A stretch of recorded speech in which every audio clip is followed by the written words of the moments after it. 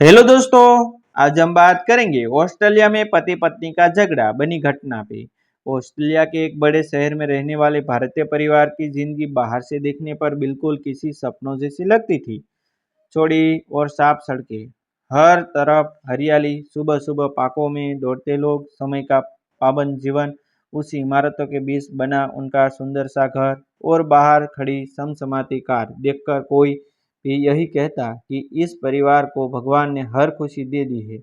पति एक बड़ी कंपनी में उसे पद पर काम करता था, पत्नी पर संभालती थी, घर संभालती थी और उनका 17 साल का बेटा आर्यन वही की पढ़ाई पर रहा था। बाहर से सब कुछ परफेक्ट दिखाई देता था, लेकिन उस घर की बंद दीवारों के पीछे रोज ऐसा तूफान उठता था जिसके बारे में पड़ोस में रहने वाले लोगों को भी कभी पता नहीं चला। उस शाम भी ऑफिस से लौटते ही पति किसी बात पर बुरी तरह भड़क गया।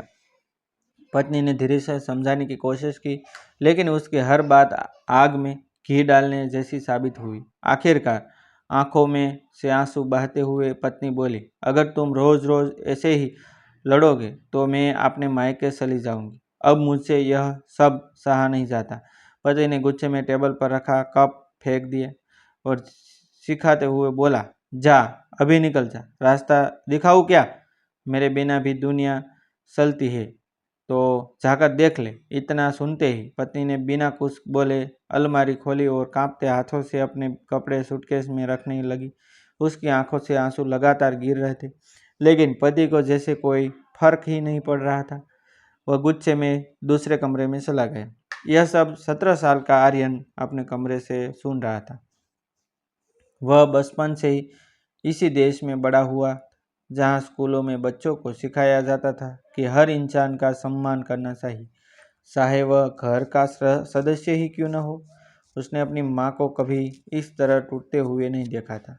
वह हिम्मत करके पिता के कमरे में पहुंचा और बोला, पापा, आपको मम्मी से इस तरह बात नहीं करनी चाहिए। पिता ने पलट कर घूरा और कहा, मेरी पत्नी है, मैं उससे जैसे चाहूं वैसे बात करूं। तुम कौन होते हो बीच में बोलने वाले? आर्य ने पहली बार बिना डरे जवाब दिया, वो सिर्फ आपकी पत्नी नहीं है, वो मेरी माँ भी है। मैं अपनी माँ के साथ ऐसा व्यवहार किसी को नहीं करने दूंगा, चाहे वो मेरा पप्पा ही क्यों न हो। बस इतना सुनना था कि पिता का गुस्सा 7वें आसमान पर पहुंच गया।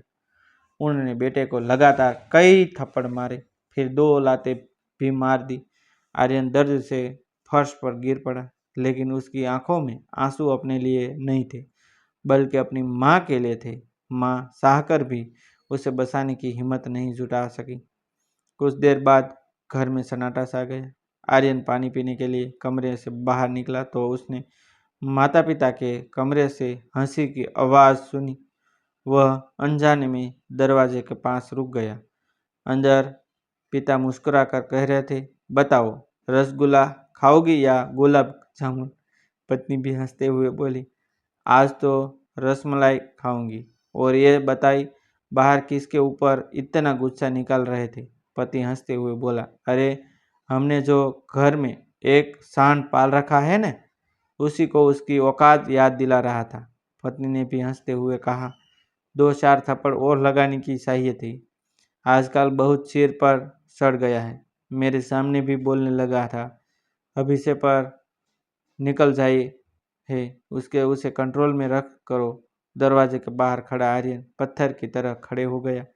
जिस माँ की इज्जत बचाने के लिए उसने अपने पिता का विरोध किया था, वही माँ आज उसके लिए ऐसे शब्द बोल रही थी। उस पल उसे महसूस हुआ कि इंसान को सबसे गहरा जख्म थप्पड़ों से नहीं, अपनों के शब्दों से मिलता है।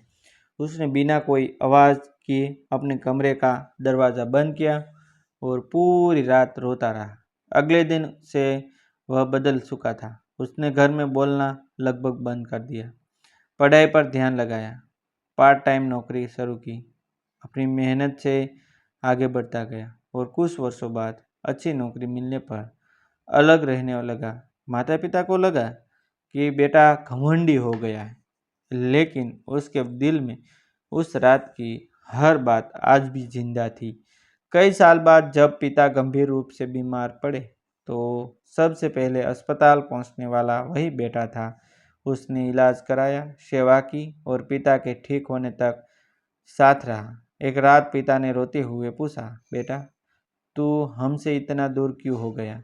आर्य ने शांत आवाज में कहा, जिस दिन आपने मुझे मारा था उस दिन दर्द थप्पड़ों का नहीं था, दर्द उस बात का था जब मैंने मम्मी को कहते सुना कि मुझे और मारना चाहिए था। उसी दिन मेरा बचपन मर गया था। यह सुनते ही माँ कुट कुट कर रोने लगी और पिता की आंखों से भी आंसू बह निकले। उन्होंने बेटे के हाथ पकड़कर माफी मांगी। आर्यन ने कहा, मैं आपको माफ करता हूँ, लेकिन कुछ शब्द ऐसे होते हैं जो इंसान की आत्मा पर लिख जाते हैं, उन्हें समय भी मिटा नहीं पाता। उस दिन तीनों एक दूसरे से लिपटकर बहुत रोई। उस परिवार ने देर से सही सही यह समझ लिया कि विदेश में बड़ा घर, अच्छी नौकरी और आरामदायक जिंदगी रिश्तों की गर्माहट की जगह कभी नहीं ले सकती। बच्चे माता पिता की हर डांट भूल सकते हैं, लेकिन अपमान के शब्दों और अपने ही लोगों को विश्वासघात पूरी जिंदगी याद रहता है। इसलिए परिवार में गुस्से से पहले सम्मान और शब्दों से पहले प्यार सुनिए, क्योंकि एक पल का अहंकार कई वर्षों का रिश्ता तोड़ सकता है। डिस्क्लेमर: इस कहानी का उद्देश्य केवल मनोरंजन, सामाजिक जागरूकता और पारिवारिक मूल्यों का संदेश देना है। इसमें दिखाए गए सभी पात्र, घटनाएं और समाज काल्पनिक हैं। इनका किसी वास्तविक व्यक्ति, परिवार, स्थान या घटना से कोई संबंध नहीं है। यदि किसी प्रकार की समानता प्रतीत होती है तो वह मात्र संयोग माना जाएगा।